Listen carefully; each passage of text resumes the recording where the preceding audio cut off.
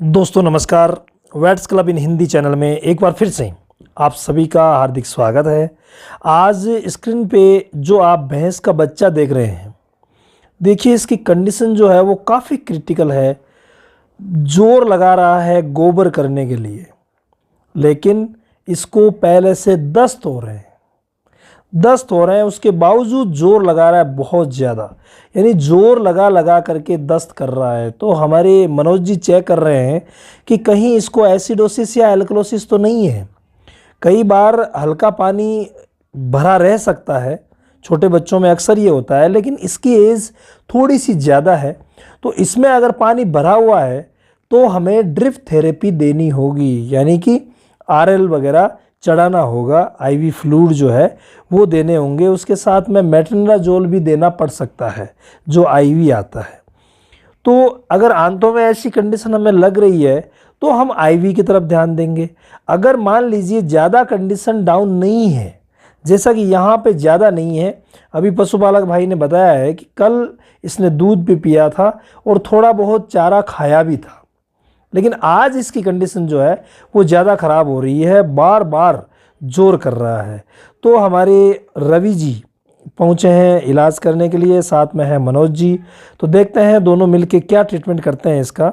Finally इसको दस्त हो रखे हैं, तो हमें दस्त का इलाज करना है। और ये कंडीशन होती है ज़्यादातर पेट में वर्म्स पैदा होते हैं ना, उनकी वजह से। अगर शुरुआत में पशुपालक भाई रेगुलरली डिवॉर्मिंग करवा रहे हैं 15 दिन से 1 महीने से, तो ऐसी शिकायत नहीं होती। तो हमारे रवि जी ने सर्वप्रथम तैयार किया है एट्रोफिन सल्फेट, क्योंकि यहाँ पे थोड़े बहुत पॉइजन का डाउट है। 10 ml की नई सिरिंज ली है और 20 नंबर की निडल यूज़ की है इस बच्चे के लिए।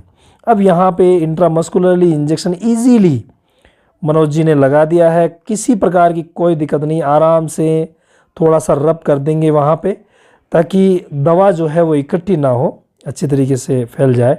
इसके बाद सेकंड नंबर पे इंजेक्शन इन्होंने यूज़ किया है कीटोप्रोफेन, जो कि दर्द, सूजन, बुखार सभी के लिए है। पेट दर्द में भी काम आएगा, मसल रिलेजेंट भी है, तो सभी परिस्थितियों में ये अच्छा काम करेगा। इन्होंने 4 ml के आसपास कीटोप्रोफेन लिया है। पहले 3 ml एट्रोपिन सल्फेट इधर लगाया था, अब 4 ml कीटोप्रोफेन लगाएंगे ये दूसरी साइड में, बिल्कुल नीचे हो करके आराम से लगा दिया है, कोई दिक्कत नहीं है। दोनों इंजेक्शन नेक रीजन पे लग गए हैं। अब आते हैं अगले महत्वपूर्ण इंजेक्शन की तरफ। तो कौन सा इंजेक्शन ले रहे हैं? सीपीएम। नॉर्मली सीपीएम कितना ले रहे हैं ये? 3 ml इन्होंने सीपीएम यूज़ किया है, और साथ में बी कॉम्प्लेक्स को भी साथ में मिलाने की सोच रहे हैं, जो कि B complex with liver extract है। बिल्कुल बी कॉम्प्लेक्स 2 ml इन्होंने साथ मिला दिया है। टोटली ये 5 ml बन गया है इंजेक्शन। तो अब यहाँ पे कौन से रीजन में लगाएंगे ये? बिल्कुल आगे ही लगाएंगे। पिछली बार वाला जो इंजेक्शन लगाया था उससे कुछ थोड़ी सी जगह छोड़ करके और आगे की तरफ लगा देंगे। ये देखिए आराम से, अब बिल्कुल आराम से लग गया है। आराम से मालिश कर देंगे। हमारे रवि जी ने अच्छी तरीके से पकड़ रखा है।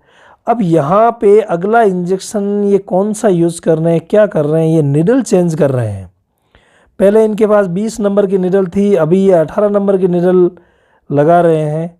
जी हाँ, अगला इंजेक्शन इन्होंने यूज़ किया है सल्फाट्रिम, जो सल्फाडोक्सिम और ट्राइमेथोफ्रेम का इंजेक्शन आता है। इस इंजेक्शन में होता क्या है, ये गाढ़ा सॉल्यूशन है।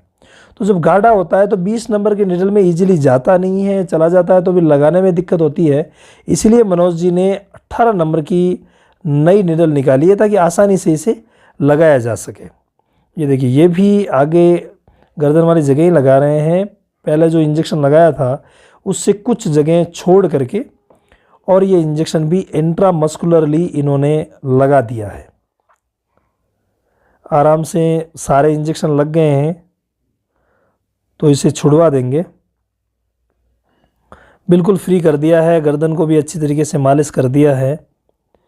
पिछले 3 दिन से जब दस्त हो रहे हैं तो अंदर इसके शरीर में ज़्यादा कुछ निकलने को बचा नहीं है, इसी वजह से अब ये ज़्यादा जोर कर के और दस्त कर रहा है। कभी दस्त पानी जैसे आते हैं, कभी सफ़ेद आते हैं। ये देखिए अभी जैसे किए हैं ना, उसमें ये आपको दिख रहा है सफ़ेद से नज़र आ रहे हैं। अब छोटा सा बच्चा है तो अच्छी तरह से मालिश करना ज़रूरी है, नहीं तो गर्दन में कई बार थोड़ी सी भी अगर लापरवाही हुई तो सूजन आ जाती है और फिर दूध पीता नहीं है, खाना पीना बंद कर देता है, तो ऐसी शिकायतें हो जाती है।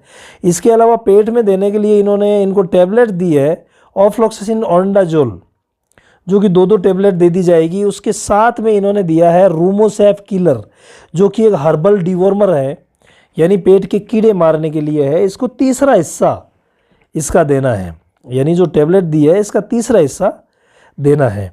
इसके अलावा साथियों जो ओजेड है वो 2-2 टैबलेट हम इस एज के पाडे को या पाडी को 2-2 टैबलेट दिलवा सकते हैं।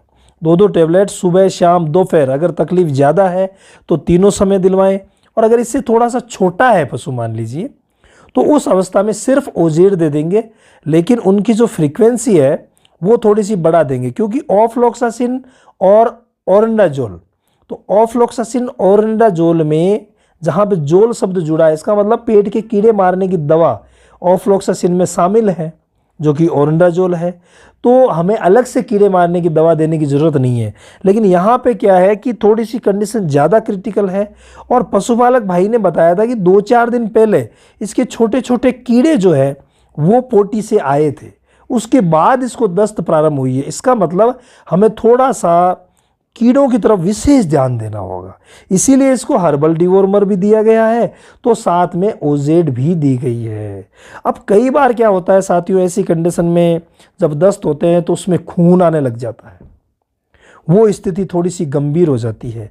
तो कई बार बिल्कुल ही वाइट, जैसे यहाँ पे पानी मिक्स आ रहा है, कभी कभी पानी जैसा दस्त आ रहा है तो कभी कभी वाइट आ रहा है, लेकिन कई बार क्या होता है बिल्कुल ही वाइट आता है। तो जहाँ पे बिल्कुल वाइट आता है वहाँ पे हमें थोड़ा सा इलाज बदल के करना होता है।